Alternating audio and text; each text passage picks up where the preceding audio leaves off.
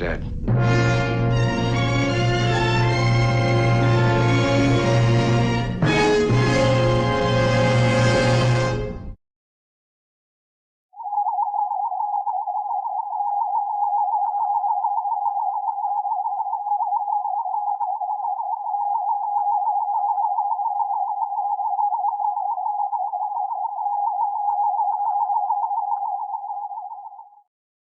That's right. It's Funeral for a Franchise. That's Wednesday, December 17th.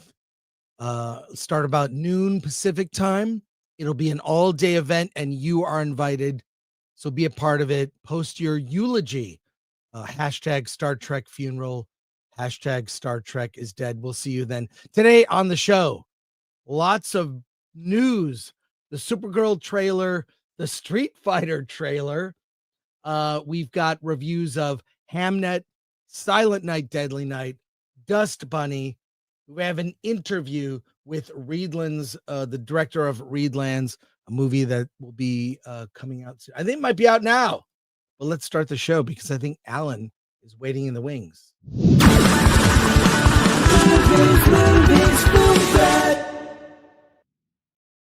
Let's get going. Alan.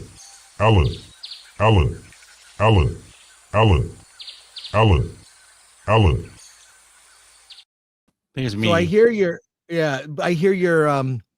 costume for next week arrived. Yes, it did. I'm locked and loaded. Yes, well, I'll be able We to already know what it is. ask you to beam me up, Alan. But What I'm the all hell is that?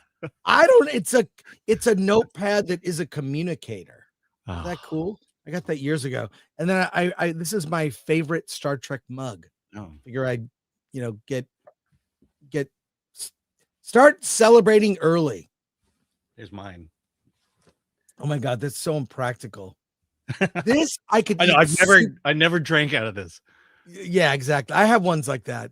I have a Spock mug somewhere here, with Spock I ears. have a But Q action figure somewhere as well. we are ready for next week. We may have too many guests. As from Heel versus Babyface, the Critical Drinker, Mauler will be there. Gary from Nerdrotic. I asked Jay Drunk 3PO. He's like, I don't know. I don't really know. I'd like, please come on. But it's going to go about 8 hours by my estimates, and we will cycle in people. So, Yeah. And we still have no room. We still have no many room. We still have no room. So, but there you go. Anyways, a lot going on. Let's see who is in the chat.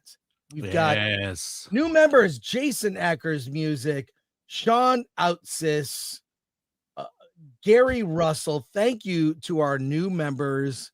And we're just going to go through these. Alan, help me out.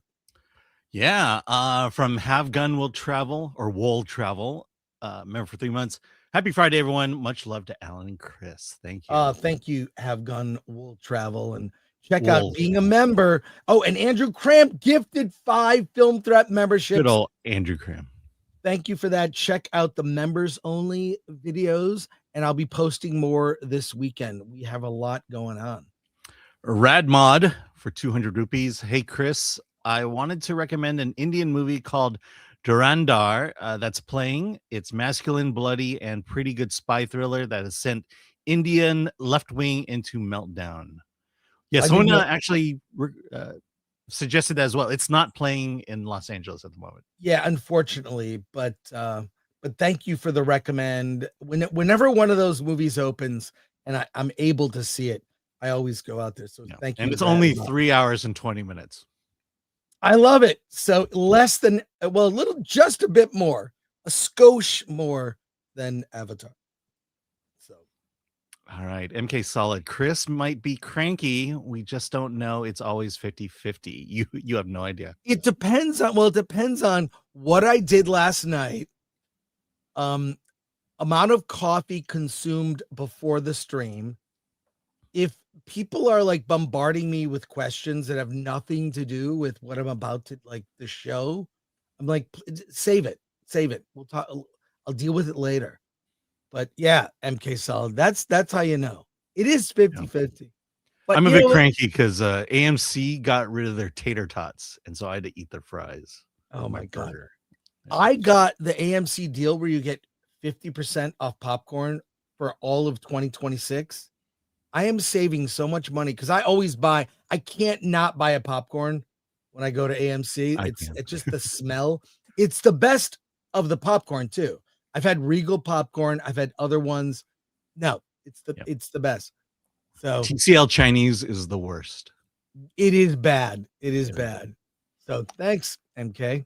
Sons and Shadows cast. Chris coffee pool, 1 cup in, 2nd started, and an armed escort on his 3rd cup.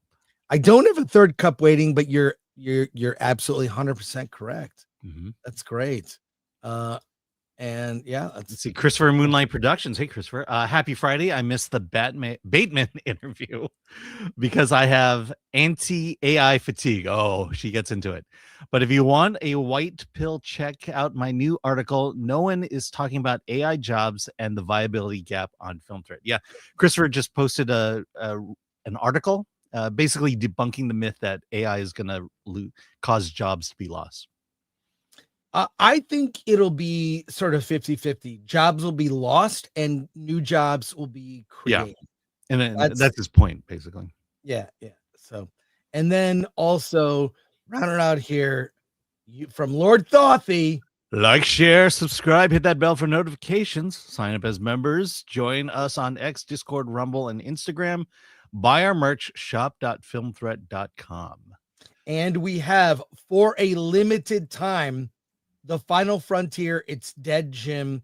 Our Star Trek inspired shirts, Funeral for a Franchise.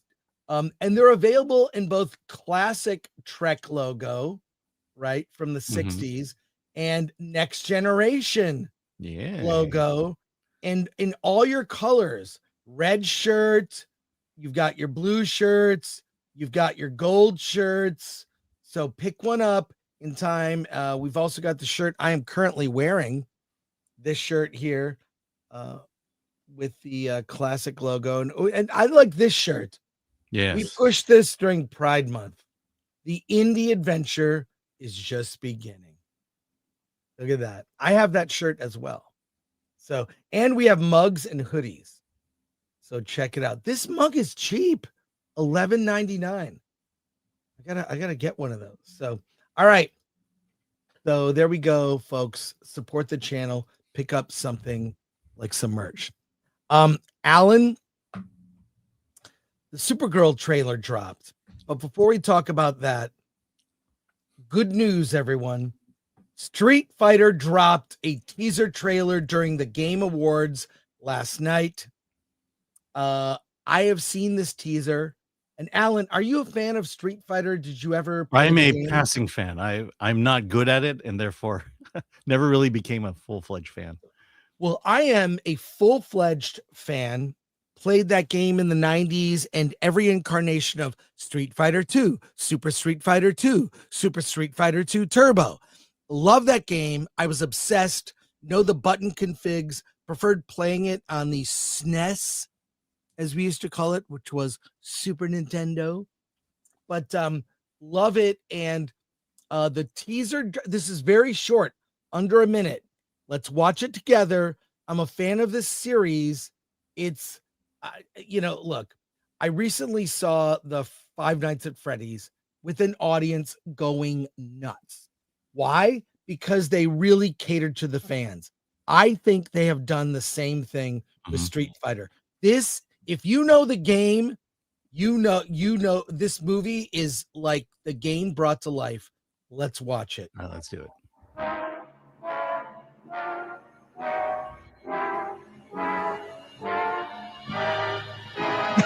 Kyle. Oh. Yes.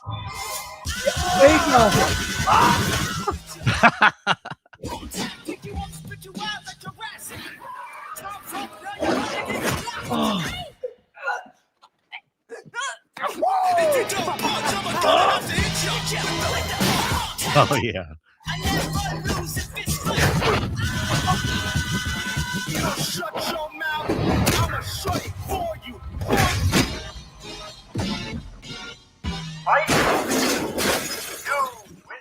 Dude, Oh, they even that have the look- busting up the car. it looks so good.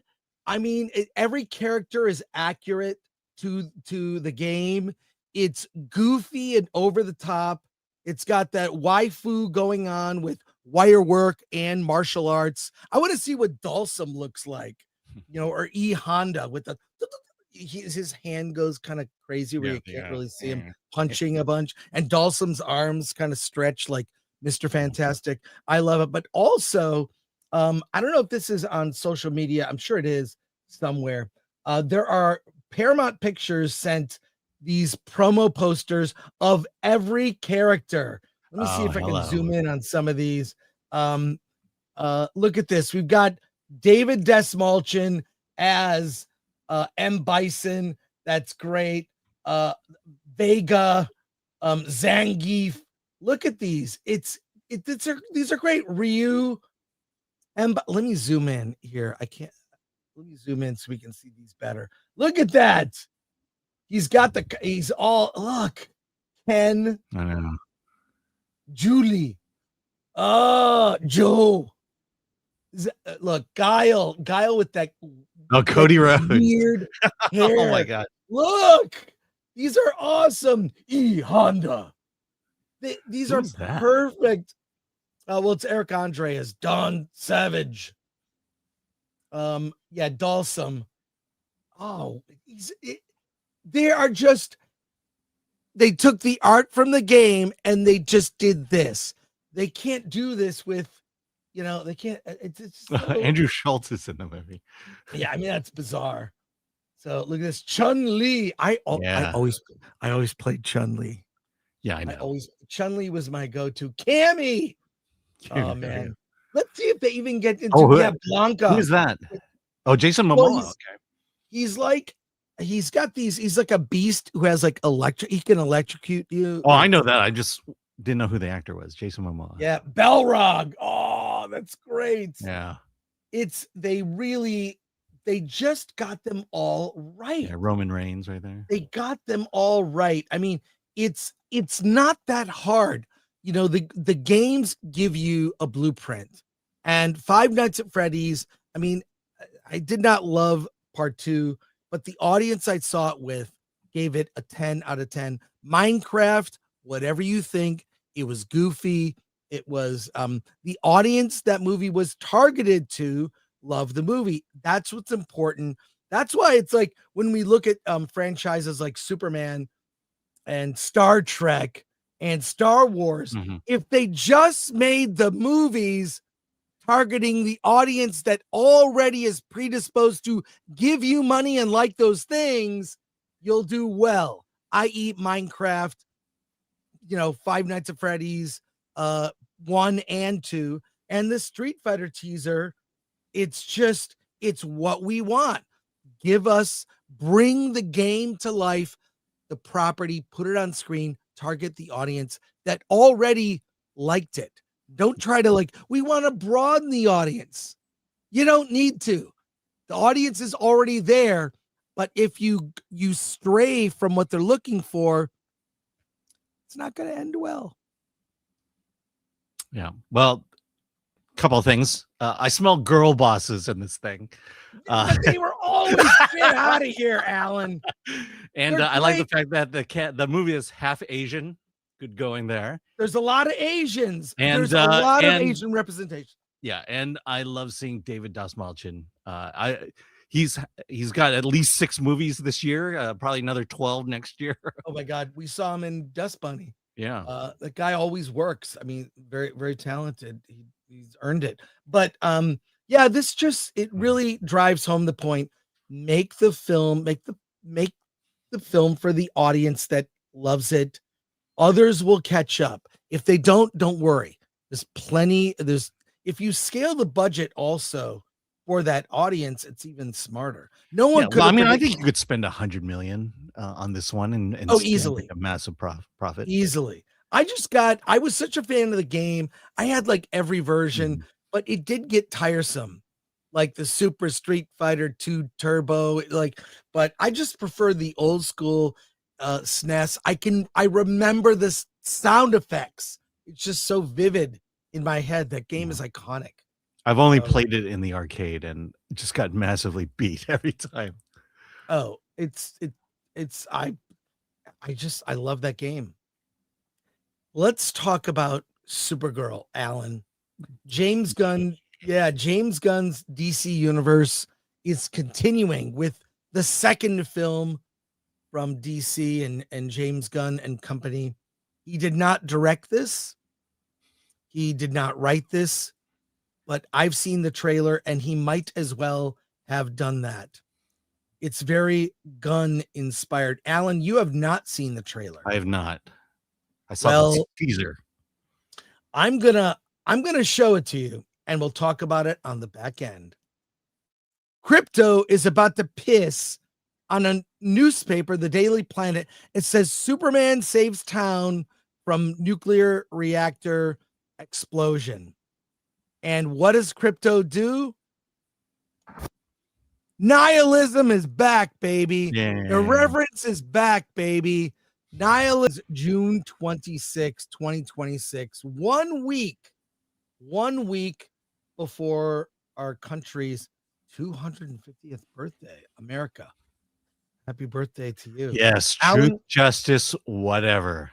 yeah, it's so funny because nihilism and irreverence, I feel like it's gone on so long. It's now become tiresome, expected. She's wearing like she's got this trench coat a la Star-Lord in the first Guardians. She's listening to music. It's got that Gunn soundtrack thing. We've got Blondie singing "Call Me." What is that? A song from 1981? 80? Yeah. So well, I mean, to your point, I'll just add to what you're saying. Please. The trailer feels like Marvel movies after trying to copy James Gunn, which is right. Every Marvel movie after Endgame, and that's what this is. It's not even a good replication of James Gunn. Right. Well, the newspaper that Crypto urinated on with Superman also says, there's a headline, if you look close, says Supergirl saves a cat. I don't know if you saw that. No, I didn't. And that's no okay. One else. Yeah. That's okay. You're the only one who saw it. I've seen this trailer more than once. I gotta say, it just seems dated. And the messaging, you know what would be a messaging that would stand out would be a heroic woman that we can look up to. And as it is, she's a flawed hero. Now, she can have flaws, she can feel insecure, but I feel like, who do young boys and girls have as heroes now? They've taken them all away. They've deconstructed every hero or race or gender swapped them. There's when I was a kid, I had William Shatner, Captain Kirk. I had Captain Kirk as someone to look up to. I had Luke Skywalker, fighting his demons, trying to be good. I had Superman, Chris Reeves, and I thought about those heroes all the time as a kid. I was the right age for all those movies in first run, and they inspired me. And the kind of media that kids are getting now, I feel sad. And do the people who work on these movies, do they even have kids? Alan, you're a father to a daughter. I'm a father to a daughter. I don't know that my daughter would like this. Right. Well, I mean, I've said it before, but it's, Supergirl is a character that Gen Z can relate to. But the problem is you want a movie that Gen Z can aspire it to be. A character that inspires you to be better than you currently are. I don't know that why would you promote, let's just say that the target goal of Supergirl is $500 million. This trailer does not inspire me to want to not only see the movie, but see it over and over again, which is what you need to reach that $500 million point. Yeah. And my point is, I this idea that we're promoting an unlikable character and expect people to flock to theaters is just a bad marketing misstep. And I don't even get a sense that there's a character arc, that this is where she is at the beginning of the movie, and by the end, she changes and sees the light.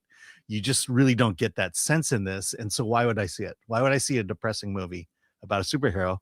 And is it going to reach that 500 million mark? I just don't think so. I think you're going to have a very weak opening unless they can turn it around with the trailers. Well, I'll say this. It will not make more than Superman. Mm-hmm. And I stick to that. Yeah. It will not make more. And is anyone in Hollywood? I mean, I know James Gunn is married, but he's never had kids. You are a different person. No, he has kids. He has kids. He does? Yeah, with his first wife. With Jenna Fisher? Yeah, Jenna Fisher. Yeah. Are you sure about that? I believe they have one kid. No, I never knew that he did. I could be wrong. He doesn't have kids. Sorry. Okay. Alan, you're incorrect. So he does not have kids. You're a changed person when you have children. There's a responsibility. I feel none of the people making these movies about heroes, do they know? I mean, look, we're not the target audience. I'm watching this out of nostalgia, that I grew up reading comics, that I love things that are genre. I am not a normie, okay? When it comes to certain properties, I am not a normie, all right? And really, we're not creating new heroes for a new generation. And I think not being a parent, there's a responsibility. What I exposed my kids to when they were old enough they could start watching certain types of movies were the movies I grew up watching. Things like Back to the Future, Superman, Star Wars, of films of that era. And I like to feel I gave them a positive media diet, but there hardly are any new things that are positive. It's disheartening. Yeah, he doesn't have kids. Yeah, he doesn't. Anyways. I mean, where kids get heroes today is wrestling, professional wrestling. Because it's clearly defined. These are the baby faces are the heroes we aspire to be. The heels are the villains we want to boo. That we visibly want to get angry at. And wrestling is all about that drama between the extremes of good and evil. And John Cena's retiring tomorrow. That's the last really great storytelling art form at the moment is professional wrestling. I just saw Timothy Chalamet do an interview with Cody Rhodes, and all they talked about was wrestling and how great storytelling is in wrestling. Well, I think we need heroes. It is important to have. Even when I was a kid, I had heroes in many spaces. George Washington was a hero to me. Abraham Lincoln was a hero to me. When I was a kid, I loved history class because it was stories about our country, America, and I felt I was imbued as a kid with lots of positive heroes that formed a lot of my character and how I see things in the world. And what we're getting is too many stories that create heroes with sort of, just they don't have the virtues of true heroism, or they're anti-heroes like a Cruella de Vil. Matt Walsh recently did a video about Cruella de Vil and how Disney has this trend now of taking the villains and telling their side of the story. And we might look at that video and comment on it, but they're showing, well, this is the villain had a point. The villain had a point of view, but I grew up when villains were bad, just bad, and the hero had virtues that were admirable. I mean, the villains may have been more interesting than the hero, like Luke Skywalker, kind of milquetoast. But I thought constantly about these heroes as a kid, and it had a huge impact on me, and I feel sad for kids today. Hey, let's talk about what James Gunn has to say about this version of Supergirl. I bet it's the best movie. Well, it's a superhero movie. let's see what he has to say. This is him at an event in New York City. He's with Peter Safran, and there's Millie Alcock. What is she wearing? Millie Alcock, is her look now to wear oversized? Yeah, it's the Billie Eilish thing. Is that what that is? Yeah. Okay, well, let's take a look at what he had to say about Supergirl and what I don't know what his vision for this thing is. His fingerprints are all over that movie, even though he didn't direct it or write it. But let's see what he has to say. Hey, this is such a cool experience because Craig has been one of my favorite directors for many years. I, Tanya was my favorite movie of the year. So him coming in was awesome. And just as weird is Millie. I mean, even weirder in a way. Because when I first read Woman of Tomorrow, Peter and I were just in talks about taking over DC Studios. It was not a done deal.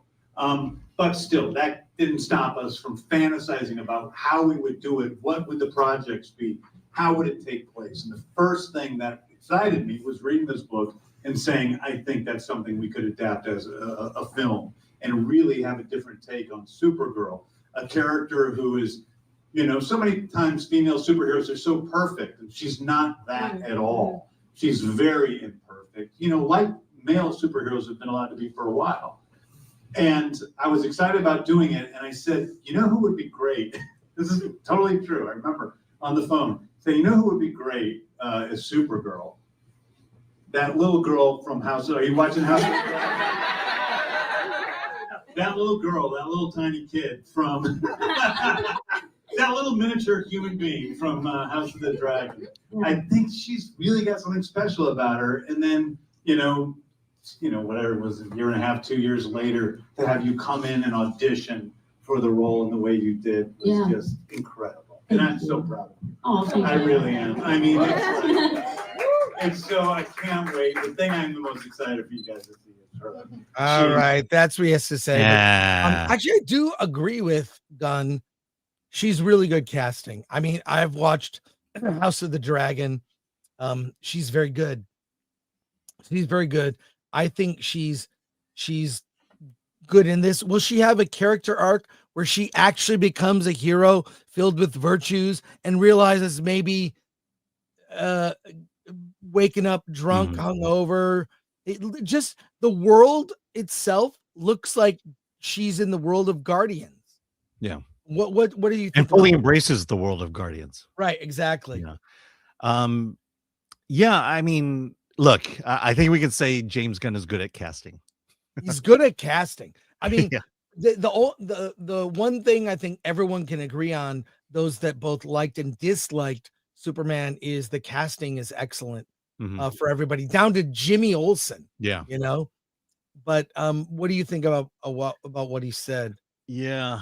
I mean, you know, he's just basically saying what's obvious. Yeah, she was very good in House of the Dragon, and you can see her as Supergirl. Yes. You know, and you know, James Gunn is a great cheerleader, and that's kind of, whenever I see James Gunn now, that's all I see as a cheerleader. Everything's great, everything's good.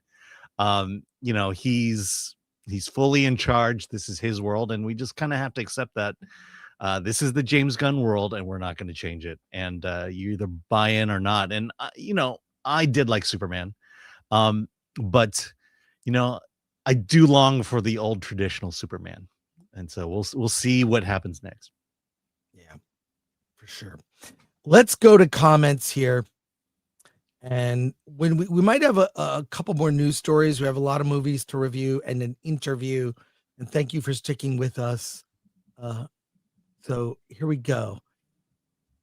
All right, CC Black for 2. Chris, your 3 trailer rumor for Doomsday is true. Is that true? I didn't know that it was confirmed. So yeah, all right, well, good. Just so you know, I if I'm gonna tell you, Mm-hmm. because I even know a lot more, but Mm-hmm. I can't really confirm it, or I'll ask a contact I have, is this true? Something I heard. I'll get no, that's not true. I don't waste your time by telling you the rumors. So just so you know, I can't say I'm 100% right. I would never say that. And I did couch it with this is a rumor, but I've heard people saying, I was listening to G&G Daily and they were saying, people were saying Chris Gore was right. I'm like, about what? So thank you for that, CC Or Black. which one this time? Yeah, well, whatever. Also, my takes are pretty. I think my takes are safe. Like Yeah. saying that, Star Wars turning Star Wars Yeah. into a girl brand is the most costly mistake in cinema history. That's not really a wild take. It's based on data. Yeah. It's and also the reaction. So I don't think my takes are wild, but Well, it it's not does like, it does a lot piss of these people off. rumor mills are people wishing things would happen. There's no way Yeah. in the world that you would wish that Marvel would put 3 trailers out. Or that Marvel Studios But is now embracing variant covers look, with their trailers. I think Marvel has been very innovative. They the whole thing of the post credit scene, mid credit scene, I mean, it's not original, but it's something they train the audience to sit through credits, which I love. I sit through credits. Um, Mhm. I like, that other filmmakers have embraced the concept. It's like you get a little something extra if you put in the effort to watch the credits and credits. And Marvel has been very innovative. Whatever you think about Thunderbolts, having the title be the fake title, it's really the new Avengers. Some might think it's clever. I'm saying That's the example you're giving. they've done things that are clever. It's not out of the realm of possibility. I'm just saying the truly clever stuff came when Marvel was run by Paramount. Yeah. Well, there you go. All right. Thank you, CC Black. The Skeleton King for 2. The trailer was pretty cringe, not gonna lie. I'll be honest, did Yeah. not love her acting in the trailer. It Yeah. felt like she was acting in the trailer. It seems pretty cringe to me. Yeah. CC Black for 2. Gunn didn't learn from the Marvels. He didn't make them. He was already gone. Well, but the thing is, the Marvels is so Gunn. Everything since the first Guardians movie, Marvel has just tried to copy Guardians.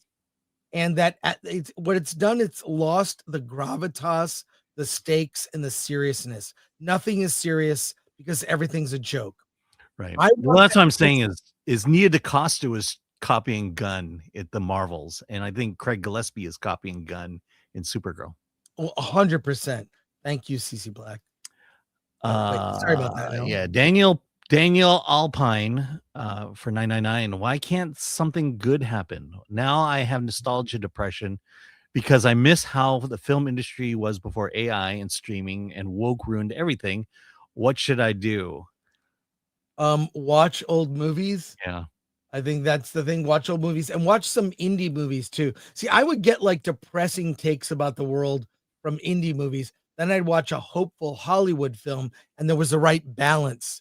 Now everything is nihilistic, which is Supergirl looks like nihilism and irreverence and snark.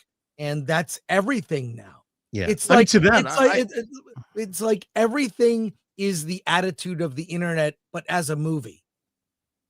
Yeah. To that, I took my daughter to see a John Wayne movie.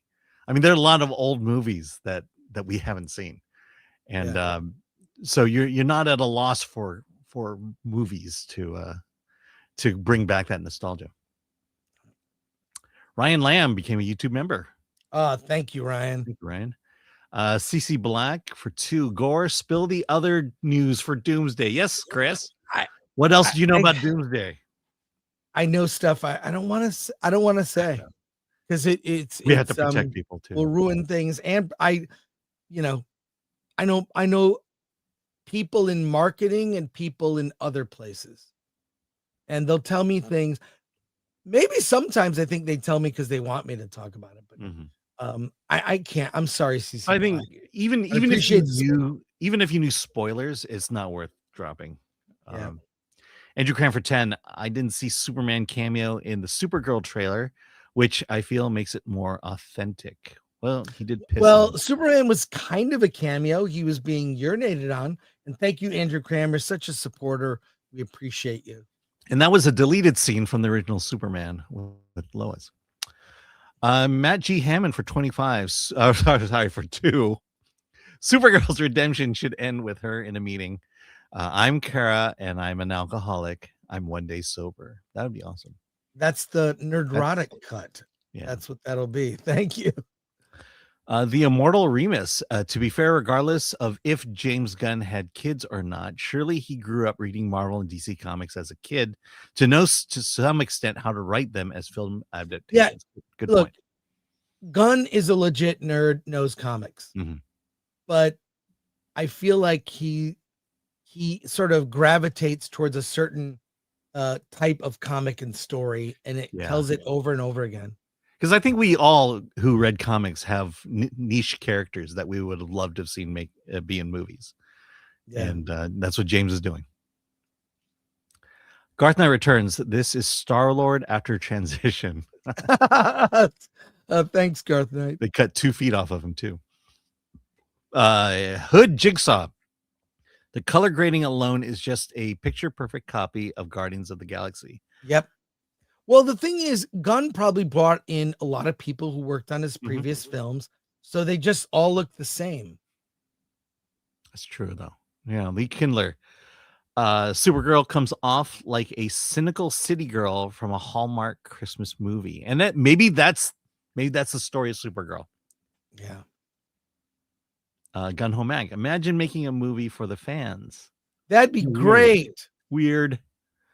Read by Nature. The trailer was sort of a Kill Bill feel, in my opinion. It could be. Sort of. Yeah. Lee Wickham 20. So you're saying they simply don't have to subvert expectations? Nope, they don't. Yeah. Give the fans what they want. Sons of Shadowcast for 2. Long live Supergirl 1984. That will remain champ.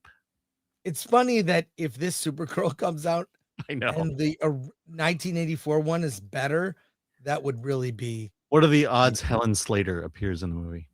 That would be weird. So, one more super chat just popped in. Oh, sorry. Let me get to that. Yes. All right. The Skeleton King for 5. I heard a rumor Alan is going to be the real Mandarin in Doomsday, and he's fighting Shang-Chi alongside Doom. Is that true? No, I am best friends with Shang-Chi now. So, that's not gonna happen. Yeah. Well, now that you know Simu Liu and he follows you on X, and he doesn't, but did a shout out to you. I mean, that's great, Alan. Quite an achievement. Cool.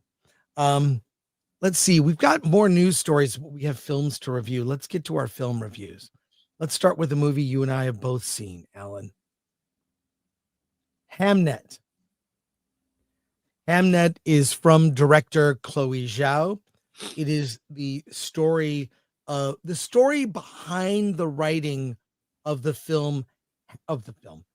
play Hamlet.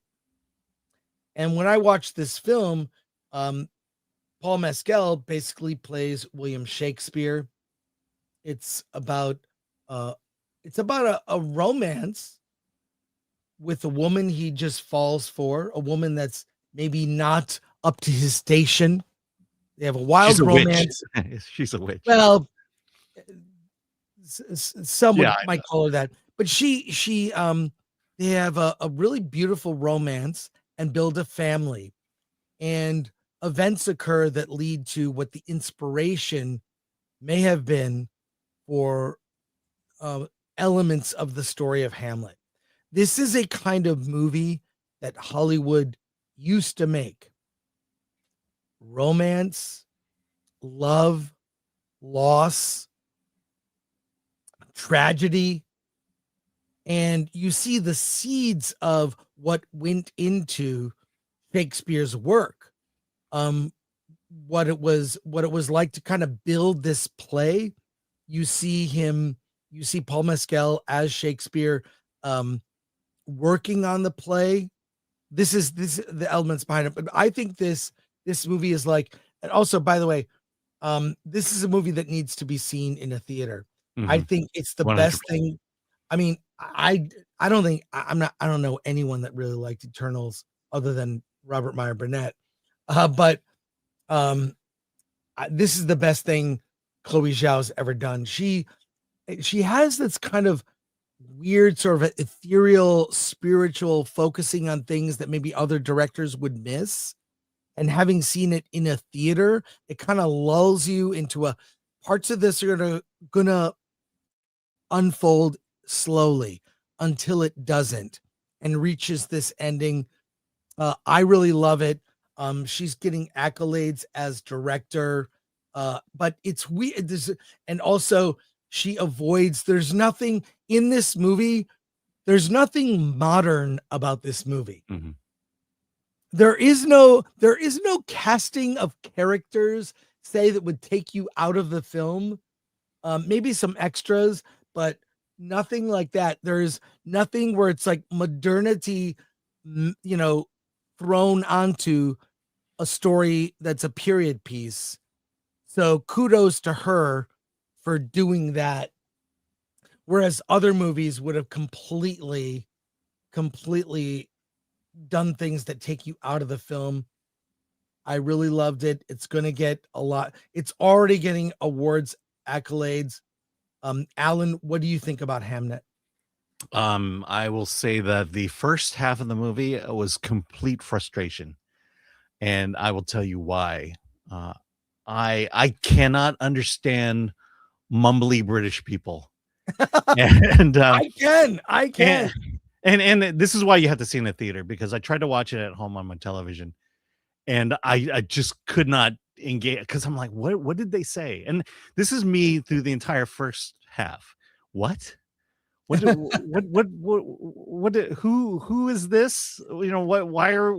What's going on? And so first half of the movie, I'm completely lost in the plot. Other than the two are in love, and she's a witch, and he's William Shakespeare, and he goes to London and abandons his family, so to speak, because the only place he can concentrate is in London and build his plays. And he comes back once in a while, and and his kids miss him dearly. But then the main plot takes place, and I won't tell you what that is, but it has to do with Hamlet. And that's when the movie hooked me, because it's like, I may or may not be living through a situation like that at the moment. But it's like, all right, I get where this is going emotionally as a story. Yeah. And as much as and at this point, I think people are speaking a little more clear, because I can understand at least half the dialogue at this point. And then you get to the end, and it's like, oh yeah, this is poetry. This is pure poetry. Yeah. And so I do like this movie, but I can never watch this again, because I'd be so frustrated just trying to understand what the dialogue is going in.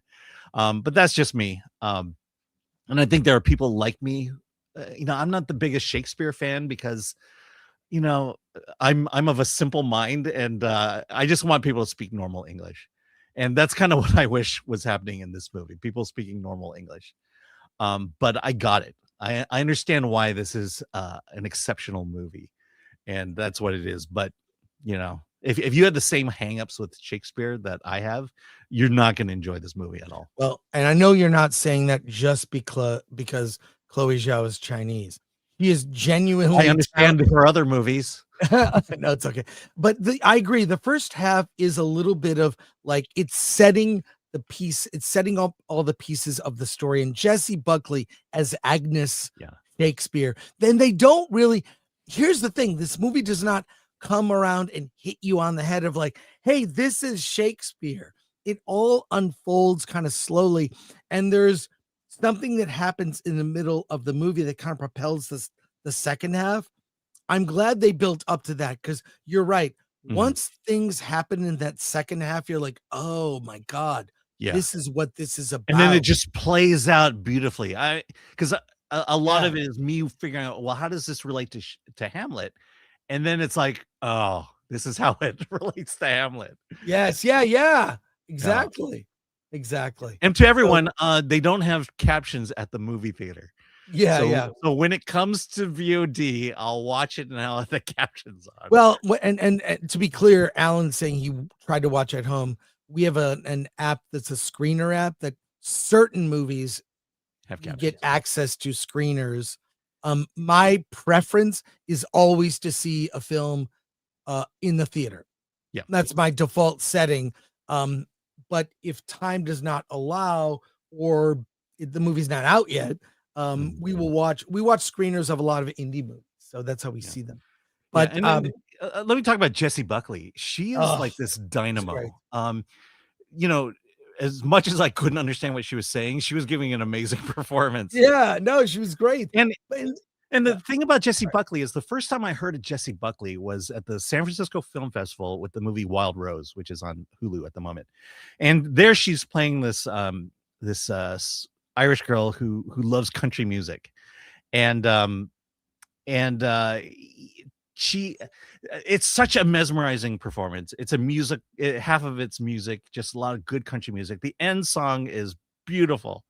And so I've known her as this girl who does musicals, and then she just went full dramatic. And in almost every movie that she's starred in, she's been getting awards nominations, and this is certainly no exception.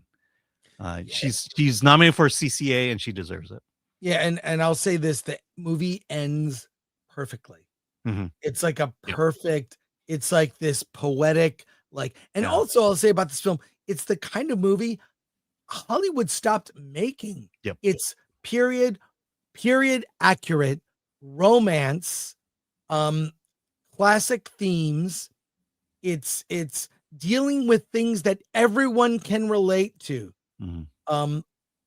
New love, family, relationship, loss, family strife, also with Shakespeare's mother. Well, let's just say that Chloe Zhao hits home runs, except for Eternals. Yeah, that was I would blame Marvel for that. Not her. She did her job. But she did write it. Let's yeah, she has to take some credit for it. That's true. But so recommend Hamnet. Really, you need to be in the mood to see a kind of film like this. Okay, it's period. It's, again, the accents are thick, according to Alan. But no, it's mumbly. It's mumbly. They're mumbling through it. Mumbly British. Mumbly British.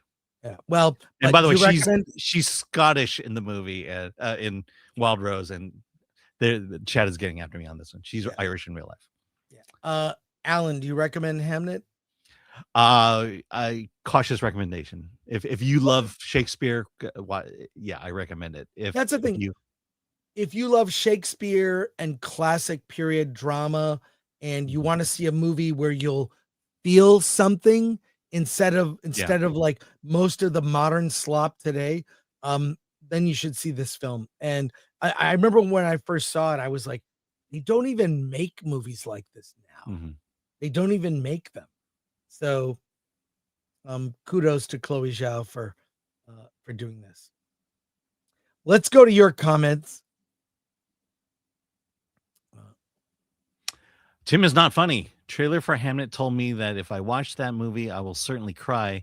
Seemed like it might be about losing a son, which is my kryptonite. I don't know about any of that. Razorburn, I keep wanting to say Hamlet. Yeah, they are interchangeable. It's explained in the movie. It's based on a book as well. Yeah. Brock Samsonite sounds like Shakespeare in Love for millennials. Much more dramatic. Ryan Lamb for 5. Even the kid shows were kind of dark in Disney classics and early 2000. I didn't know about that. Disney was kind of dark in his movies. Macron Lady for 100. The original title for this movie was Shakespeare in Love. Two very completely different movies. Yeah, for sure. Alejandro Montoya Marin for 199. Great movie. Sad. See The World versus Corey Feldman. Oh, thanks, Alejandro. Isn't that a Okay, I don't know about this documentary? movie, but we will. I'm sure it'll come our I think way. it came out a while ago. JCG Jr. Oh, for 499. Alan's sincere question: which do you prefer, Christopher Nolan's sound mixes or mumbly British people? Why not both? I don't know. I can mostly understand Christopher Nolan. Tenet was just awful. oh, the sound mix was terrible. I had Oh. no idea what was going on, but the action was great. It was wild. Well, yeah, that's another one where the third act I could not understand what was going on. Ryan Lamb for 2. Hey, Chris, do you enjoy minimal dialogue for films? Yes, Train Dreams. Train Dreams. that is one with minimal. A movie we're going to review today has sequences, minimal dialogue. Mhm. There's a movie called French film, black and white, called Le Dernier Combat. There's very little dialogue. Oh, I like movies Flow like that. from last year. What? Flow had 0 dialogue. Whoa, had I think zero dialogue. Maybe a radio, but it had 0 dialogue. Yeah. ADLS24, a film set in England over 400 years ago actually features an entirely white cast. Shocking. Yeah, the diversity was awful. There was a crowd scene where there were non-white people, but it didn't take you out of it. Yeah, and clearly I didn't notice it. So Yeah. Well, there you go. Hey, Alan, let's talk about a movie you and I have both seen. Yeah. Dust Bunny. Tell me about Dust Bunny. Dust Bunny. Dust Bunny stars a little girl and Mads Mikkelsen. The little girl, she's afraid of the dust bunny underneath her bed. There's a monster living there, and one night, she hears in the she's in her bedroom at night, and on the other side of the door, she hears her foster parents apparently being eaten by a monster. So she needs to do something about it. And she notices her neighbor, Mads Mikkelsen, who's kind of a rough guy. And she follows him into Chinatown and watches him promptly kill a dragon. But what he was really doing was killing a bunch of Chinese gangsters in a dragon suit. And so she gets in her mind, I'm going to hire him to kill my monster. And now Mads' character, he has to, he clearly thinks she's crazy, but he plays along. And also he's in a bit of trouble himself. He's an assassin, and there's all that assassin-y stuff in it. And so this movie really is about this relationship between him and the girl, and what he believes to her is a hallucination, but to her something very real. And the movie kind of plays out. Is it real, or is it just in her imagination? Well, okay. So, this is also, it needs to be mentioned.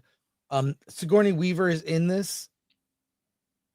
Oh, and it should also be mentioned that it's written and directed by Brian Fuller. Yeah, I was going to say. So this is Brian Fuller making a movie in the Fullerverse, which includes, Pushing Daisies. Pushing Daisies, show, which had a weird premise where he could bring someone back to life who had died, right, by touching them. But once they're brought back to life, if they are touched by him again, they will die. Mm-hmm. So he brings back the love of his life and can't touch her ever. Yeah. And I'll say I really love Pushing Daisies. I was really sad when they canceled it after our first season. Yeah, it's so this movie, let's get into it. This movie, put Brian Fuller aside. This is like a fairy tale that's not for kids. Aurora, the little girl played by Sophie Sloan, is great. And the visuals, the way everything is sort of set up, it feels like a Tim Burton movie because it's fanciful. It's for kids. The visuals are very surreal. It's very surreal. The monster coming out of the floorboards and descending back into the floorboards. I mean, there are parts of this movie that feel like floor jaws, if it makes any sense. Floor jaws. You don't want to. It's like the floor. They even make a joke. The floor is not lava. It's like, and why is that a thing? Even I grew up as a kid in the 70s, we would play the game. We'd put pillows in our living room and jump around on pillows because the floor was lava. All right. How did that game just organically spread around? Makes Because no you're sense. bored and only have pillows to play with. We didn't have apps when I was a kid. But anyways, this movie feels like a Tim Burton, an over the top Tim Burton on acid, so to speak. It's dark and scary, but it's also from a kid's POV. It's from Aurora's point of view. She tries to hire Mads Mikkelsen's character because she believes him to be an assassin to take out this monster. Yeah, well, she saw him kill a monster, and therefore she thinks he can kill this monster. Yeah, which was not a monster per se, but she saw it as a monster. And the way that sequence plays out, I mean, there's a full 20 minutes of this movie where no one talks, which I was great. It's refreshing. It also feels like a graphic novel in a way. I don't know if it's based on a graphic novel, but it had that very their shadows and lighting is used. A lot of digital effects are used in a very original way. Mads Mikkelsen is great. Sigourney Weaver is just okay. Her character is kind of wacky. You could have recast her and still would have gotten the same performance. Yeah. But I'll recommend it. I'll recommend Dust Bunny just for its originality. But I'll say this. It's not for kids. I mean, I would say young teens for sure, but single digit age kids will probably find this to be too frightening. See, I'll challenge that for a moment. Okay. I think the elements that are not for kids is the violence in terms of, it's basically gangster violence. But in terms of, we talked about Disney and we talked about old Disney having dark elements. This is certainly that. It is taking just the dark elements and bringing it to life.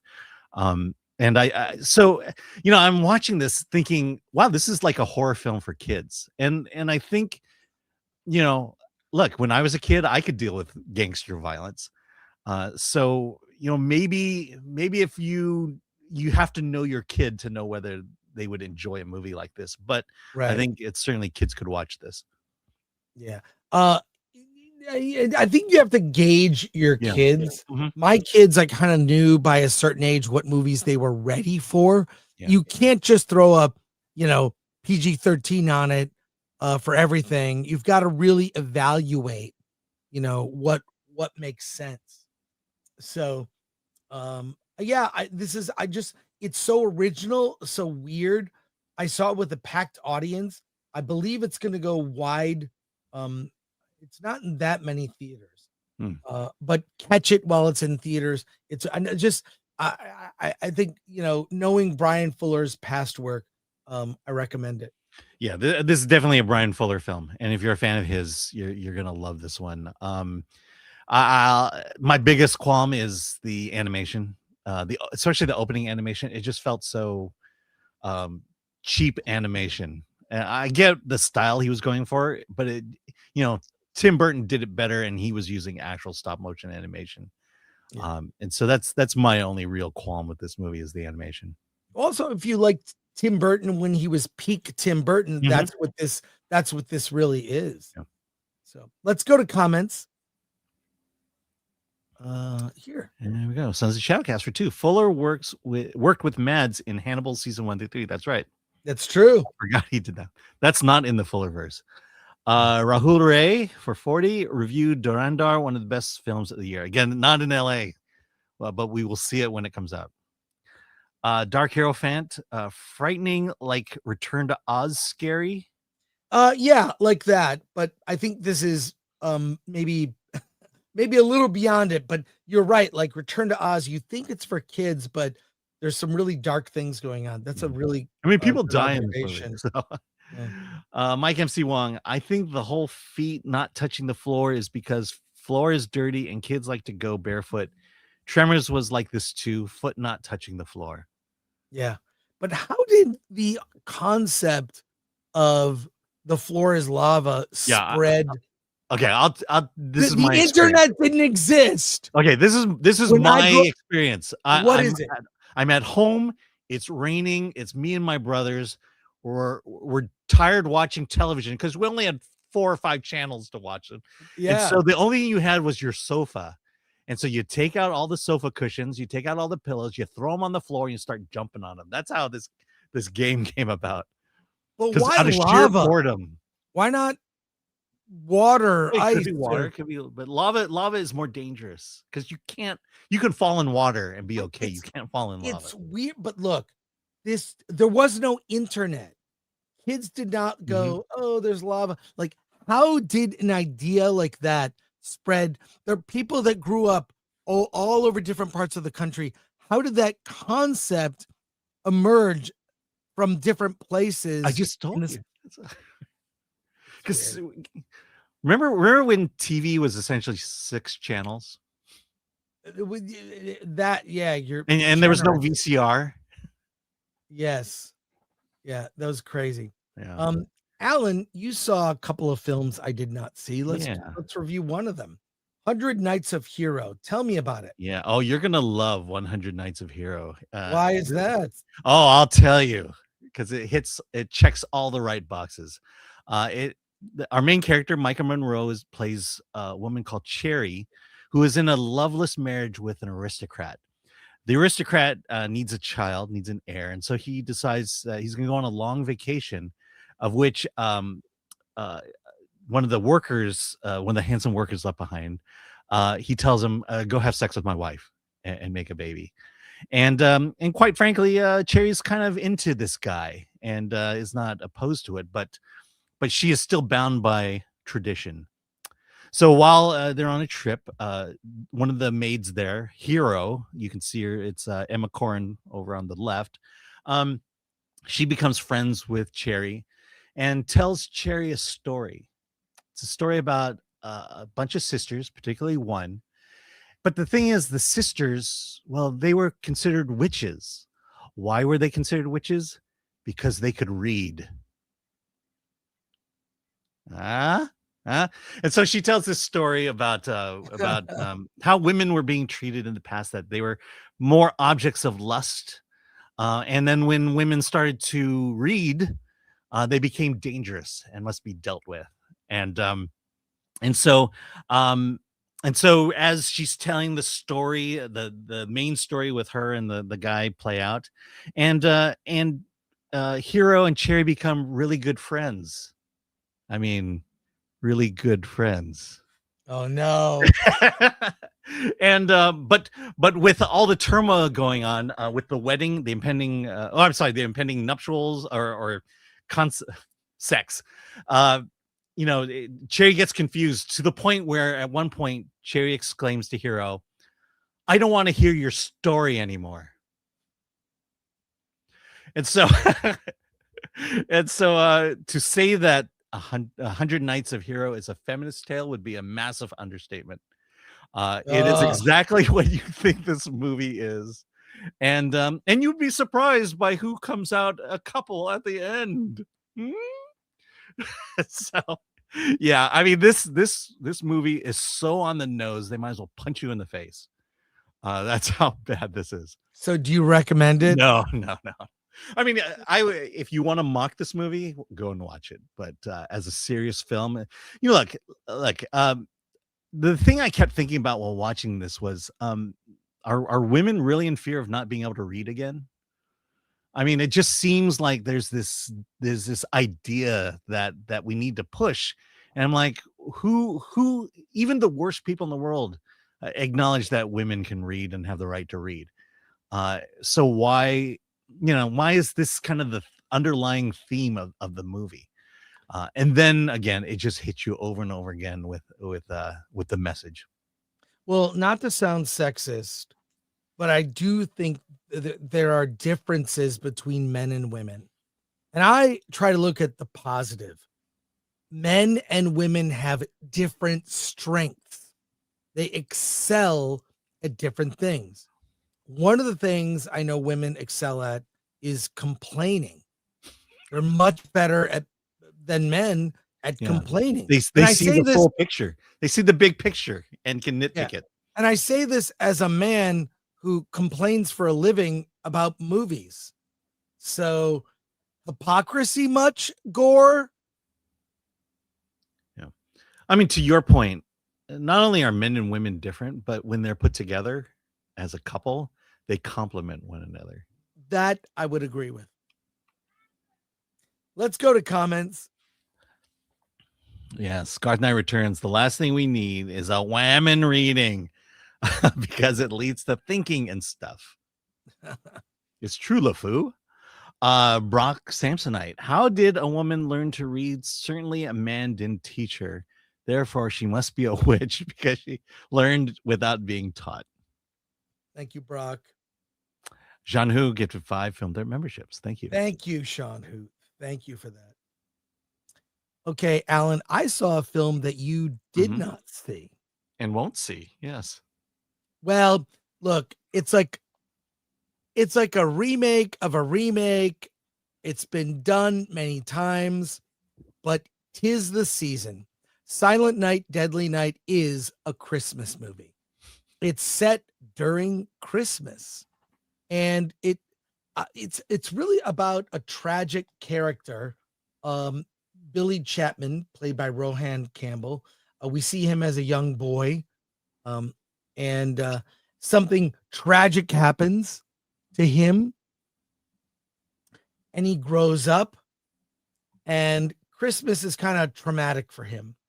I will say this is very cliche, very low budget, and gory in some sense. He's sort of like they really make out his character Billy to be kind of the hero, because the people he dispenses with, he puts on a Santa costume and kills people. It's a slasher movie. It's Michael Myers in a Santa suit.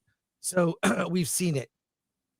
What this movie does is he's not the villain. The point of view of the movie is from Billy's character, who does these heinous acts, but they're justified. I'll talk about one of the sequences. He goes to this thing. It is a Christmas party. It's a white Christmas party, a white power Christmas party, where literally there is a swastika behind this woman rallying people. They're all wearing Santa costumes, but they're Nazis. And of course, what does Billy do? Kills the Nazis. Yay. In his Santa suit with an axe. Like real life, yes. Yeah, so I rolled my eyes. It's like, and by the way, these so-called Nazis, white power people, they don't really do anything. He's just giving a speech in front of a Nazi flag. They're not doing anything bad. They're, giving a horrible speech, whatever. But they haven't killed anyone. He goes off and kills them. Now, I'm not saying they didn't deserve it, whatever, but it's such a shorthand to justify the killing. You don't kill people for an opinion. I think we've learned that recently. Look, this movie's fine. I forgot it after I started watching it. It was like, all right, that was fine. A Christmas themed horror film. But it's not gonna, I don't think this will be remembered as a classic. Not like the David Harbour Santa film, where he basically it's like Die Hard with Santa Claus. This is it's a by the numbers, ticking off the boxes horror slasher film. I thought it was fine. So it's one of those where, are you in the mood for Christmas? Do you like heads being chopped and gory things happening during the holidays? Do you despise the holidays and still are sort of, you're in Halloween mode? Then this is for you. This would have been better actually opening during the month of October, I think. I don't expect this to perform well at the box office, but I'm sure the budget was fairly low. So a bare to mild recommend if you're in the mood. But if this is not your cup of tea, like Alan is not a horror guy, you can skip this altogether. Now it says it's from the studio that brought you Terrifier 2 and 3. Those are much better. Terrifier 2 and 3 are gorier. Yeah. They're funnier. That was the thing that was kind of missing from this. I feel like it needed more of a sense of humor. Art the Clown is like a mischievous murderer, mass murder. Billy in this, I wasn't sold on it. It didn't have that like where Terrifier is so over the top. It's beyond and it's kind of fun. This was lacking in fun. Let's go to comments. Jeffro Maddox, member for 23 months. Women reading Defining a Witch. Definitely a witch. Yeah. Also, he comes back with 5. My favorite horror Christmas story is Tales from the Crypt episode with the Killer Santa. The movie had the skit in it too. Yeah. Yeah. Thank you, Jeffro. That's a TV show. Okay. That's, the TV show. Yeah. ADL's 24. So it was the Southern Democrat Christmas party. Yeah, you could say that. Probably. Davina Duckworth. I did not see that coming. It was just such a like, oh, they're having a Christmas party. Suddenly you're seeing someone give a speech and there's a swastika behind the woman. And you're like, oh, they're all Nazis and he's going to kill them all. And that's what happened. Yep. Spatzog, I hate to tell you this, but there are people like that, Alan, that have Nazi stuff all over their front room. When you go into thousands of people's home over 5 years, you see strange stuff. Yeah, but it's not a reason to kill people. Yeah, I disagree with it. I'm not a fan of Nazis in any way, but I'm not gonna go out and kill them. Yeah, it was a shorthand to justify a cool scene in the movie, but it's fine. I mean, I just was like, oh, because you already know what's going to happen. Yeah, but my point was they got killed for an opinion, and we've already seen that happen this year. Yeah, Alan, you saw another film that I didn't see. Unsettled. Let's talk about Unsettled. Unsettled. Okay, so this is an interesting film. This is a foreign film. In fact, it comes from Macedonia. When was the last time you saw a movie from Macedonia? Oh, never. Oh, never. Okay. Unsettled in Macedonia is actually titled Lena and Vladimir. Lena is a young girl, older teen, who is abandoned as a baby and lives in an orphanage. But the thing is, the headmaster of the orphanage and the local politics, well, they use orphanages for seedy things, for like getting their jollies taken care of, let's put it that way. And so Lena has been in this situation for her entire life, and in the movie she finally gets a moment where she can escape and she runs away. And everyone's looking for her, and she runs so far, and she runs into an older man, I should say, Vladimir. And she asks if she could stay at his house for the night. This is not the poster, and it's a completely different movie there. But he doesn't want anything to do with her. But she's just one night. And he lets her stay with him, and what happens is the two kind of create a bond of sorts. She, weirdly enough, she finds Vladimir to be the only man she can trust, and he, on the other hand, has issues with her in the sense of she's a little bit messed up in the head, and she's naked a lot through staying there, and he has to like fight the temptation of that. And then basically they strike this kind of relationship.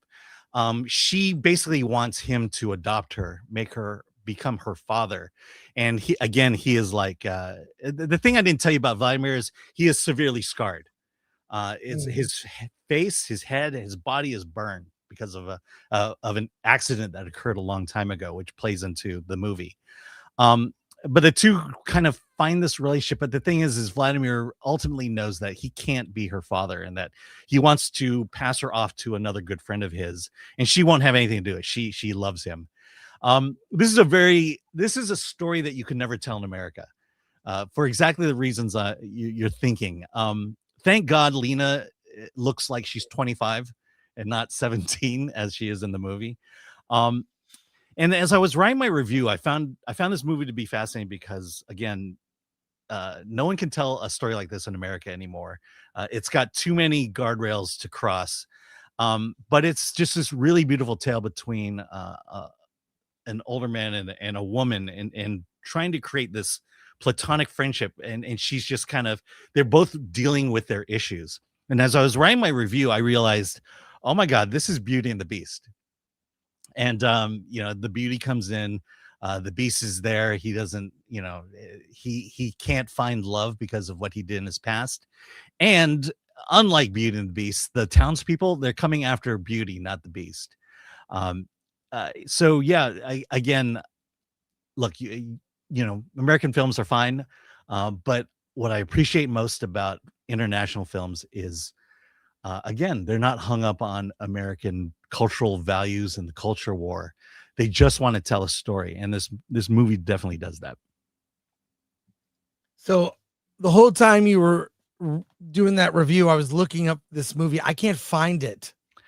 Yeah, well, if you go on our website, I just looked on the website. I can't even find it. What? And I looked up the word unsettled. It's not there, Alan. Because Lori, hey, Atomic Lori works hard. She found a poster for a movie called Unsettled, but it's not the right movie. That's a movie from 2007. Yeah, here, let me. Is the movie a different title? Unsettled, Seeking Refuge in America. That's a review on the Film Threat website. Yeah, okay, here, let me find it.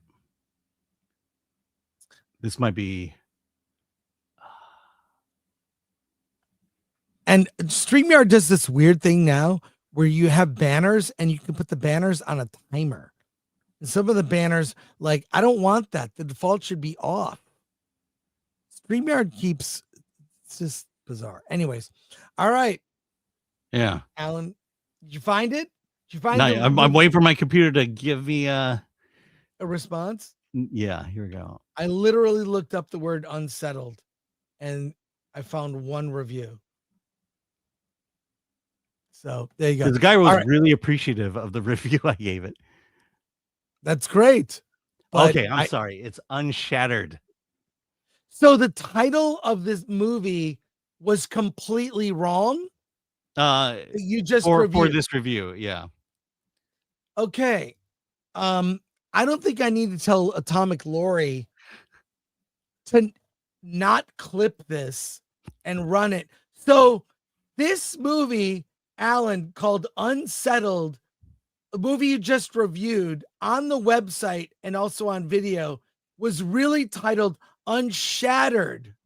No, it's actually right on the review. But Unshattered. In the document, what did you put? Unsettled. Yes. Yeah, there it is. Okay, well, either way, we all Unshattered. Unshattered. That's great, Alan. Folks, I want to apologize for Alan for his lack of just, dude, I say this all the time. Let's be thorough. Let's be thorough and detail oriented. I like to think that I'm not above making mistakes. I'm not beyond. I make mistakes. I make mistakes all the time. This is kind of a. Except I came up with it. Yeah. Real intelligence. I love lesbians. I'm just going to play all the dumb videos of you. Yeah, and I did say I was gay. All right. Yeah, we hate everything. All right, let's just do this. Let's work harder in the future to be detail oriented. Yes. MK, I people were, apologize. it's to everybody. 50-50 if Chris is going to be in a good mood or a bad mood. Do you see what pushes me sometimes? Yeah. You see what I have to deal with? Yeah.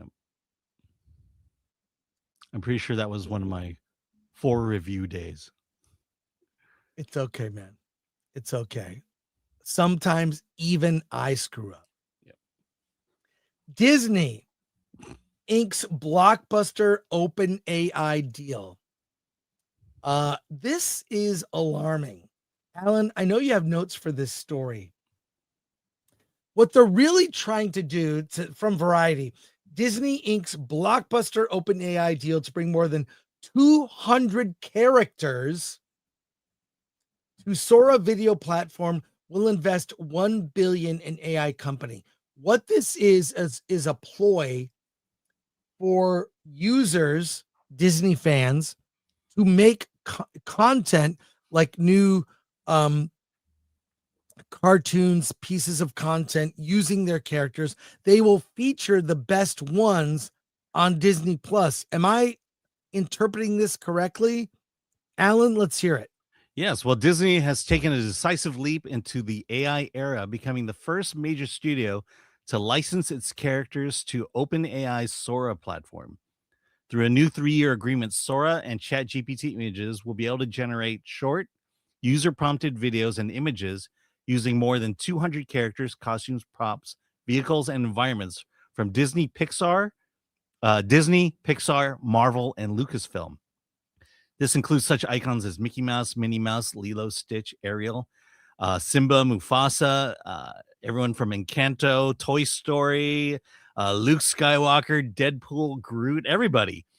Disney will invest $1 billion into OpenAI as part of the deal, with CEO Bob Iger calling it a chance to play a part in what really is breathtaking growth. The agreement draws firm boundaries. OpenAI cannot train its models on Disney IP, cannot use talent, likenesses, or voices, and no Disney Plus account will be linked to Sora.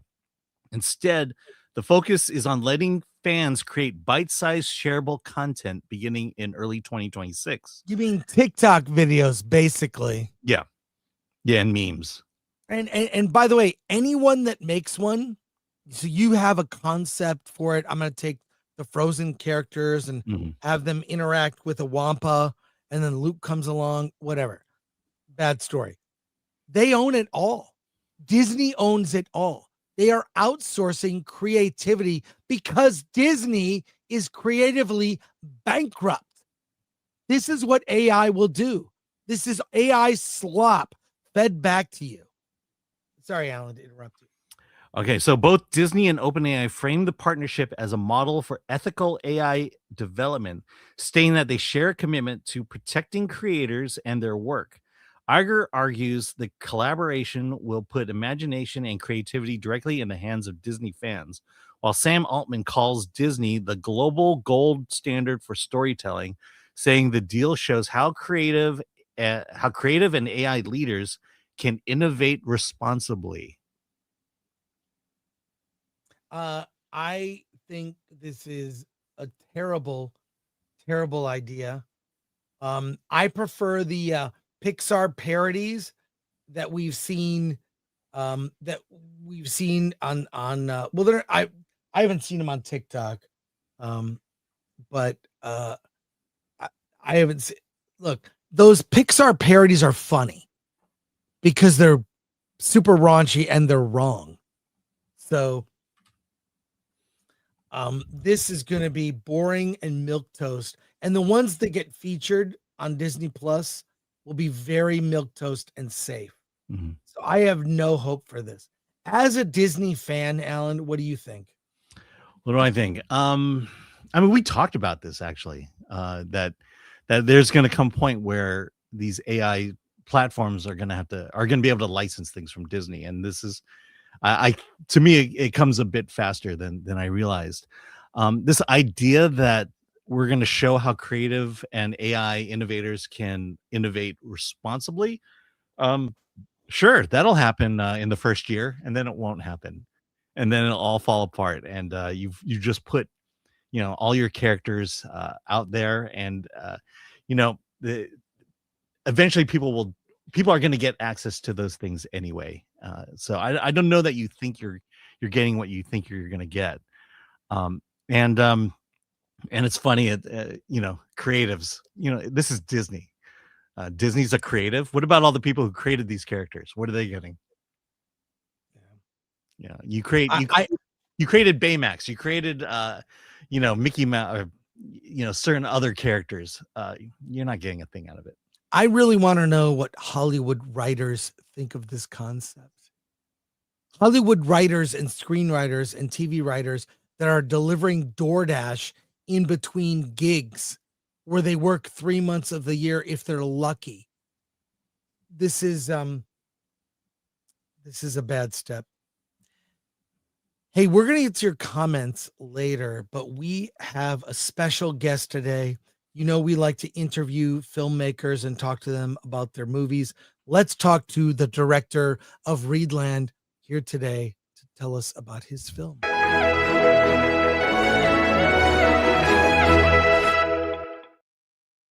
Hey, Sven. Good Hey to there, see you. guys. How's it going? Thanks. It's going good. You showed up right on time. Let me feature you here. How's it going? It's going well. How are you guys? Good. Hey, I want to show the trailer for your movie. I have it queued up here, but tell us about Reedland. And thank you, Sven Bresser, for joining us on the show. Reedland is a film I made, start making a couple of years ago. It's a film about a reed cutter who finds a body of a murdered and a raped girl on his plot of land, and he gets alienated from his surroundings and daily life, and he goes looking for answers and tries to track down evil in the landscape, in the community, inside himself. It's a film about nature and the human nature of these people that we follow in the film. So that's a little bit, what we try to explore. The trailer is remarkable. Let's share it here, and then we'll talk about it on the other side. Got it queued up here for all of us to see.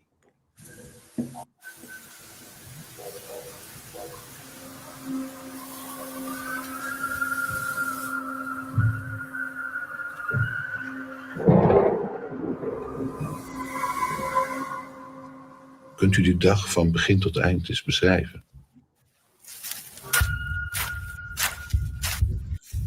Waar ga je van?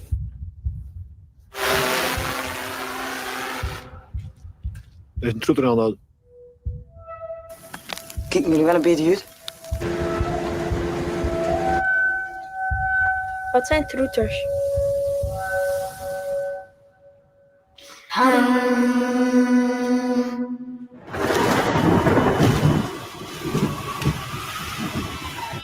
Een zomerstrand in vroege morgen.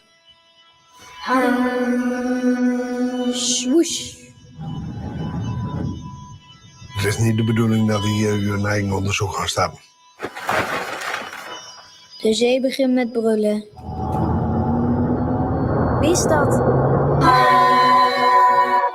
De zon lijkt afscheid te willen nemen.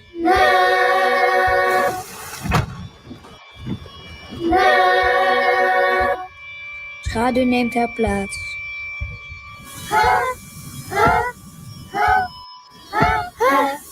Opa, wat is er? Gunn, politie!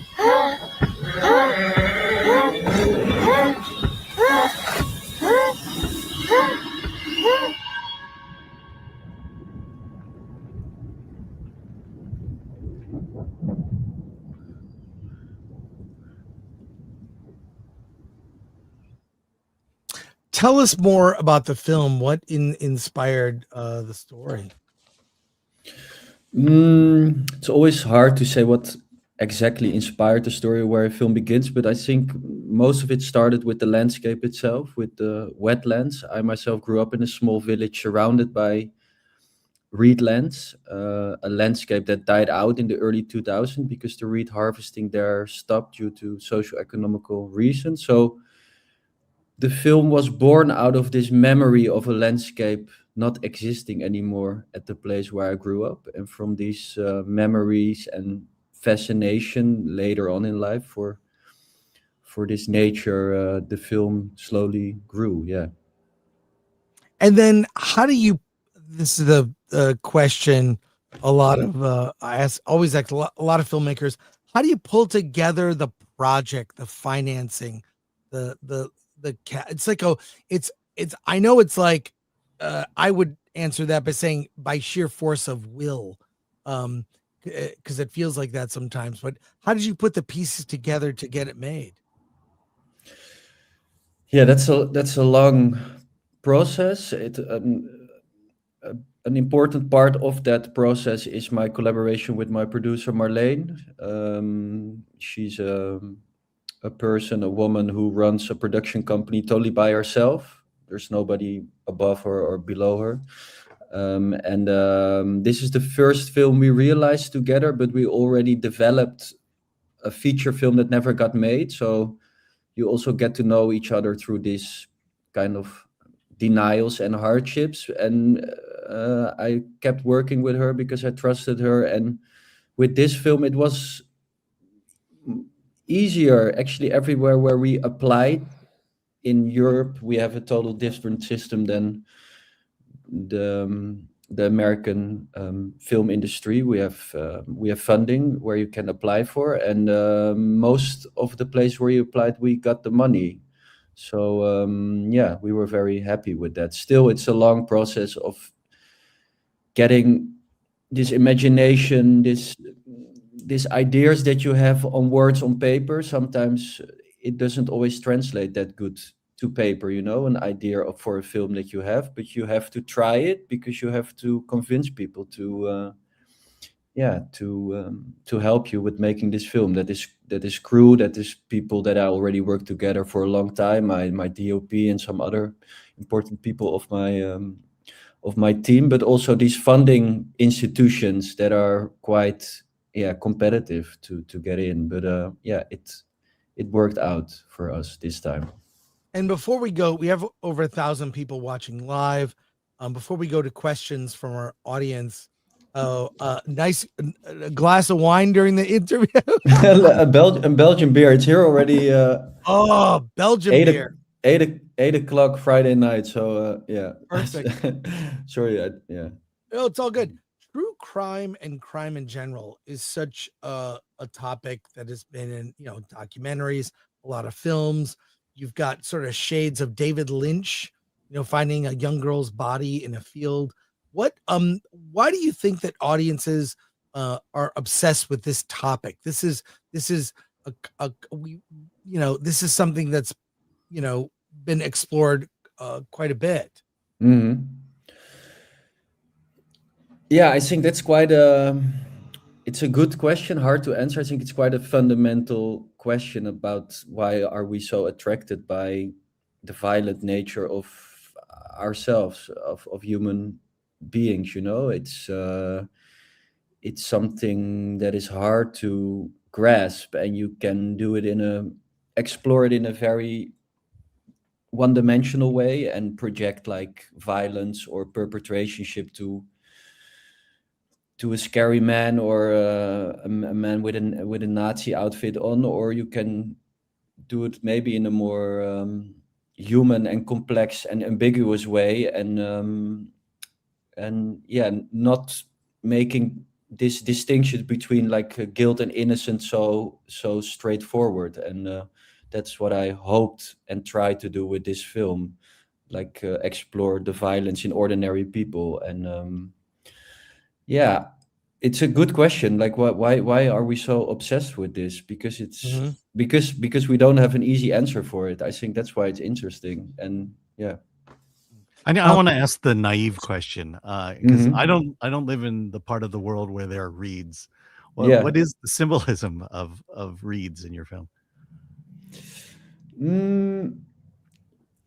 I don't think in this terms of like symbolism in a way like the reed means this or it means that. For me, it's like I said, a natural environment that has been part of my life, of my youth for a long period. And for me, it's interesting because it's a very dense vegetation. It can feel like a protection when you're in it almost, but it also hides stuff because it's so dense. It's a landscape that hides things. And this transformation of perspective we try to explore in the film through this character, that after this confrontation with violence, his perspective on his daily surroundings changes, and suddenly these reeds become like hermetic curtains behind things are hidden. And so yeah, this is some thoughts for me.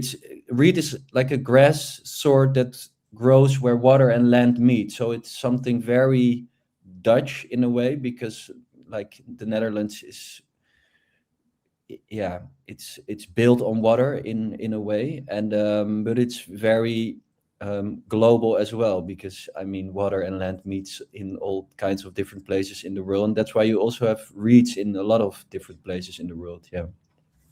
Let's go to questions from our audience. First one here from T Solomon 618. Greetings, Sir Sven. What films inspired Reedland? Was Spoorloos one of those films? No, it was not Spoorloos. I think it's a very impressive Dutch film, but it wasn't a direct inspiration. Some post-war documentary work inspired the film, like Joris Evans and Herman van der Horst are less known. A documentary filmmaker called Vittorio De Seta, it's not De Sica, but De Seta, who made short documentaries about farming peasants in the south of Italy, and these rituals captured like almost like music, like things that has been repeated for generations, and really show the poeticness of the daily life, were a big inspiration. And the same, like a film called The Tree of the Wooden Clock from Ermanno Olmi, an Italian film about social structures in a peasant community, and about daily life and the sacredness of daily life. So these are some films that inspired us. And next to films, there was also a lot of painting and other kinds of visual arts that helped us with the imagination of what we try to capture. Yeah. And here we have Matthew Hammond for 2. What is the process in creating English subtitles? Yeah, that's a good question. Nowadays, you can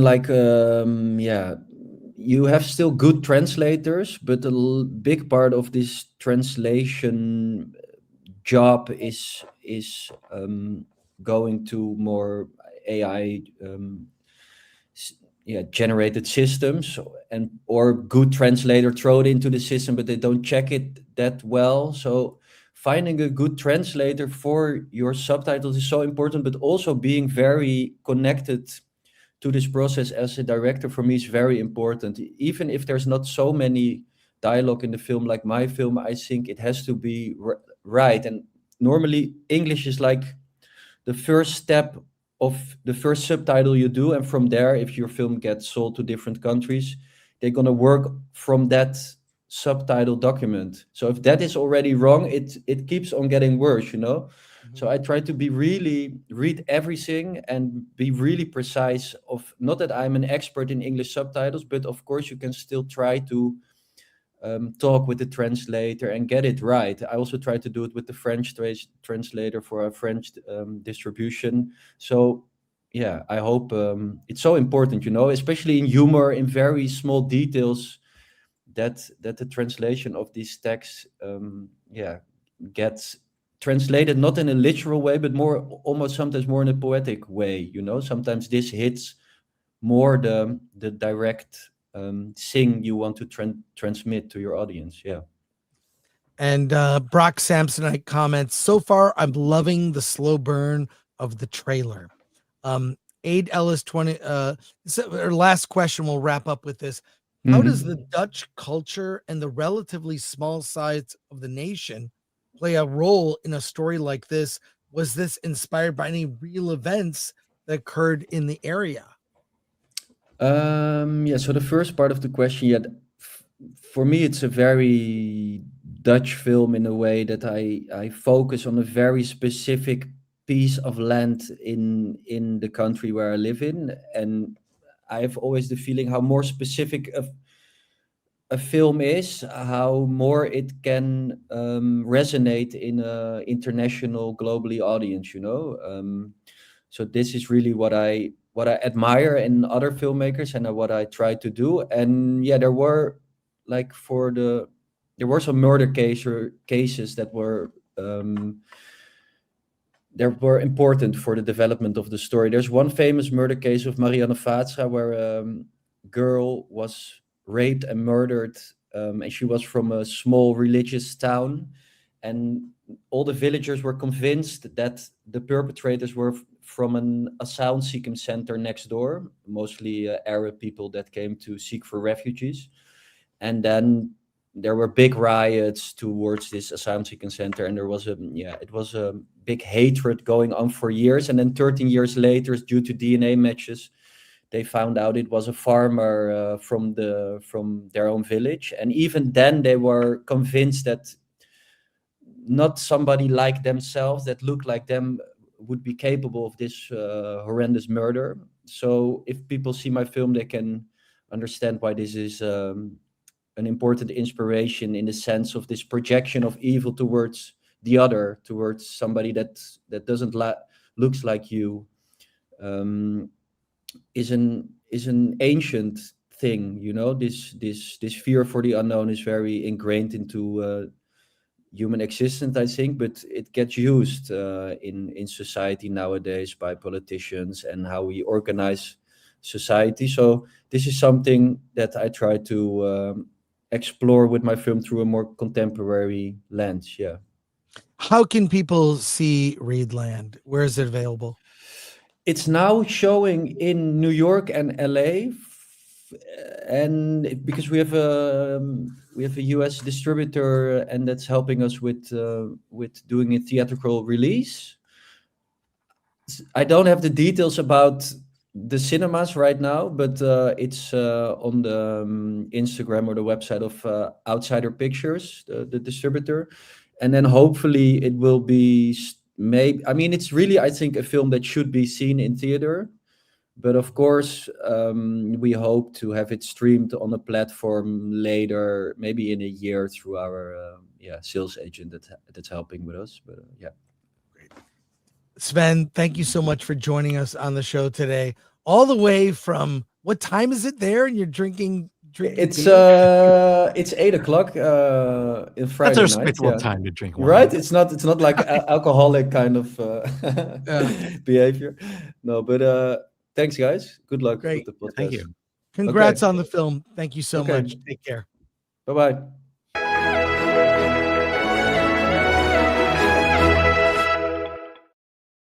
And we're going to wrap up and leave it there. Let me just say as we wrap up that we all learn lessons. We learn lessons that we want to check the titles of our movies before we review them on the show. We have a lot of comments that I'm going to see if Alan can read them, but let's go through the comments right now. And, but that's, I think the big takeaway from today is be detail oriented. Check that the name of the movie is the movie you're actually reviewing or did review. And in spite of, no matter how busy you are, there is still time to check on the title of the movie. Alan, do you have any? Yes, you're right, Chris. Look, I have no excuse. I think at this point it's just funny. So what can we do? I know. I just think back as like, oh my God. I know.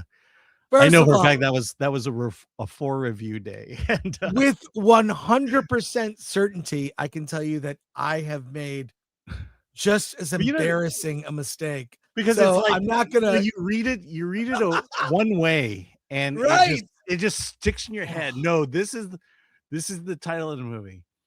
It's happened to me. The Revenge of the Jedi. You know, that's the title we're gonna go with. Right. But it's like, look, and also I know when we see so many movies, especially this time of year, where this time of year, Alan and I, you have no idea the sheer volume of films we're seeing is kind of out of control. I just think it's hilarious. By the way, when was the last time you said the word unshattered? I'm not unshattered. Unshattered. I mean, I need to apologize to the filmmakers because it's a really good film, and well, maybe we will make you re-review it. But even like you couldn't find the poster. There's no poster for the movie. Yeah, it's you know what? I got one picture. No, all I got was stills from it. All right, well, let's not make a clip out of that. Yeah. So, oh my God, let's get your comments as we wrap up. John Who gets 5 Film Thread memberships. Thank you, Sean Who. We appreciate it. That's great. Let's see, Ryan for 2. Looks like Masturbator is coming to theaters. Is that true? Fact check that. Caveat Ties, remember for 18 months. Caveat Ties is free on Kindle for the next 5 days. Look up Caveat Ties on Kindle. Get it for free for the next 5 days. Dark Hero fan, remember for 22 months. Inside is a great Christmas film. Beatrice Daly is fire. Thank you for that. Nick X Hate, remember for 21 months. Thank you for your membership. Want to get our members up, so let's go. Yeah. Spidey Sensei 72. Leave Alan alone. He can't read good. Spazok, you're not Alan's mother, Chris. Yes, mine is dead. Yes, I'm like, look, if you haven't figured out by now, I am the asshole dad. I am the asshole dad that you're like, he's kind of mean, but I can also be right. Your children have told me that. Like I'm the a-hole tough dad, but I'm often right. And I want to make everyone better. I want everyone, including myself. Yes, such as Dutch Holland. Why would you use those characters if you can easily make your own? Just create your own IP. Correct, yes. Dutch McColland. I think this is taking advantage of Disney fans. Yeah, because I mean, if you think about it, we'll only use it for good. Yes, it will only be used for good. Yeah, ADLS. I didn't hear any restrictions about being used for adult content. Horny Disney adults are about to go buck wild. There will be guardrails that will be insane, and there'll be a box that you will click before you're able to use it that is going to be very restrictive. So good luck with that. Can you imagine if you use something like this, that Disney would then take it and make it their own? Like if you made a fan film about a lightsaber fight and then Disney would steal it and put it in one of their shows? Crazy. What's weird is we did a video about that where a fan film did a lightsaber duel, and that the exact duel was recreated for an animated show. But the thing is they can do that. Yeah. They own Star Wars. They own all these things. Yeah. And they're not going to pay you for it. And you know, for sure, they got caught, but no repercussions. Jean Hu, videos and memes that Disney can merchandise. Exactly. Yeah, and Davina Duckworth. Tomorrow, Disney fires all writers and animators. This will happen. You will see user-generated content will become more popular than written content. Mm-hmm. Well, it's going to be used a lot during, as these bumpers that you see on Disney Plus and on ABC, for the seasons. Don't need to hire animators to do that anymore. They'll just let AI do it. This is what's coming. It's very sad. Mm-hmm. I want to thank our mods, Lord Thoth, MK Solid, thank Atomic Lori, Glenuccio. I would thank Alan, but I'm not sure if I should, based on the. Yes, you're a good parent because you will, like a good parent, you point out the one thing a child does wrong, and Yeah. Yeah. everything else. I have I think you should have a healthy fear of your parents, mother or father. The fear should be, I don't want to disappoint my parents. That's the fear.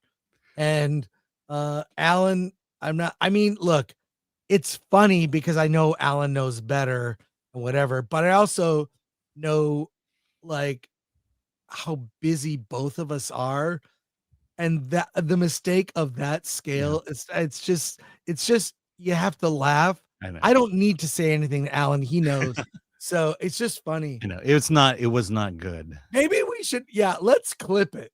Let's clip it and put that there and put a link to the movie. Yeah, but you got to put a title up ahead of time. Yes. A title. Alan.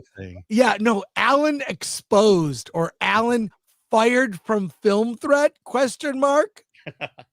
Something like that. Yeah, let's do it. Let's something funny. In fact, when Disney unleashes their characters on AI, make Mickey do it. Yeah. Oh God. Yeah, and from Nova Star, remember, for 1 month, we need to get Alan hooked on phonics. Yes, we'll do that. Look, I don't like to blame. Thank you to all the members. And we want to remind you, Alan Unshattered. Yeah, just then you go. Make fun. A last minute reminder, folks. Guess what? The funeral is next Wednesday, our biggest live event, an 8-hour live stream celebrating the life of Star Trek as we lament the death of the franchise. We are going to show eulogies. We will have on special guests like the Critical Drinker, Nerdrotic, among others. And you can post your eulogy on social media. Star Trek is dead. Star Trek funeral. Do it. He's dead, Jim.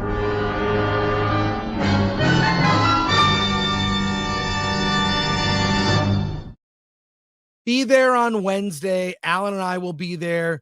Your favorite YouTubers, and you will be there because we're going to be searching the hashtag all during the show, and we will watch other people's eulogies. We'll also watch some clips, and maybe I'll give you a little teaser. I haven't looked at this yet. We've got some things that I don't know. But join us as we visit the funeral home.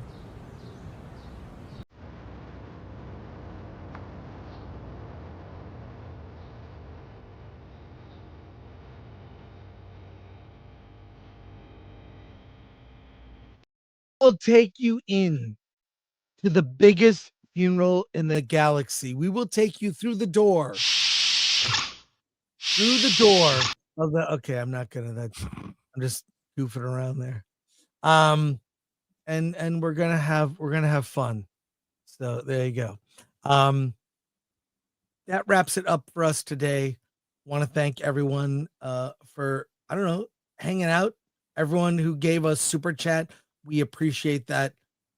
Helps keep the lights on, helps Alan review a million movies in 1 week. Right, Alan? Yeah, it's really only 20, but 20 is a lot. I know. I would argue 20 is a lot. Yeah. Hey, Lord Comet. Hi, CG. Miss me. CG puts the fun in funeral. Thank you, Lord Comet. That's what we will be doing. All right, that's it for us. I'm off. Alan is off. We have a lot more films to see. And Alan, what do you have to say? Let's get out of here.